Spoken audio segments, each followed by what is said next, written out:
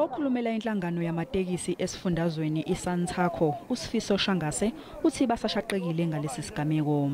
Sifisa ukudlulisa ukuthi itekisi leliya belihamba umshayeli ephokophele ekhaya kwakhe. Kusho ngamanye amazwi ubengeke emsebenzini ngoba akulona itekisi elihweba ngaphansi kwaloya mzila adelamba kuona. Obika ngezemgwaqo kanye nokuhamba kweimoto emsakazweni uKhozi FM, uAyanda Msweli uthi yinkinga enkulu indaba yamabhuloho amafishane kanti sekunesikhathi kukhulunywa ngayo.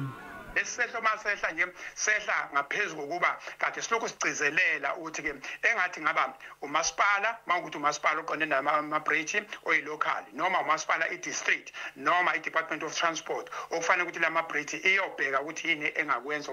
Amaphoyisa aphawulile ngalolu daba.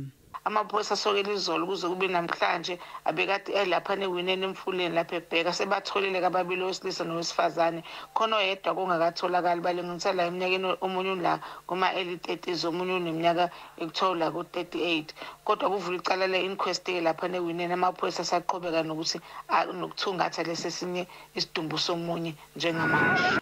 Okhulumela umkhandlu wothukela uJabulani Mkhonza uthi umkhandlu ulizwile lolu daba kanti kusasa bazozama ukuyobheka ukuthi bangalekelela kanjani.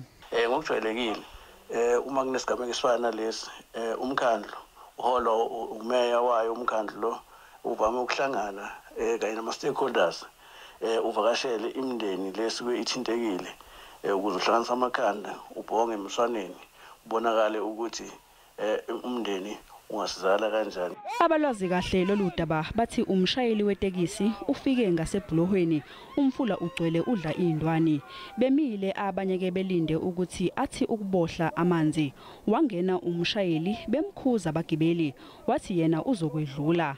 Kubikwa ukuthi bakhona abagibeli abacele ukwehla ngoba bebona ukuthi kunengozi khona kodwa ke lezo icelo umshayeli uzishaye indiva. Ubeke esengena amanzi ahamba netekisi lagcina lingene emfuleni. Bakhona abakwazile ukusinda kule ngozi okubikwa ukuthi baphume ngefastela lakhe umshayeli abanye bahlamba kanti ke abanye baphoselwe intambo kodwa ke ngebhadi kunamalungu amane avela emndenini owodwa angakatholakali kuze kube manje.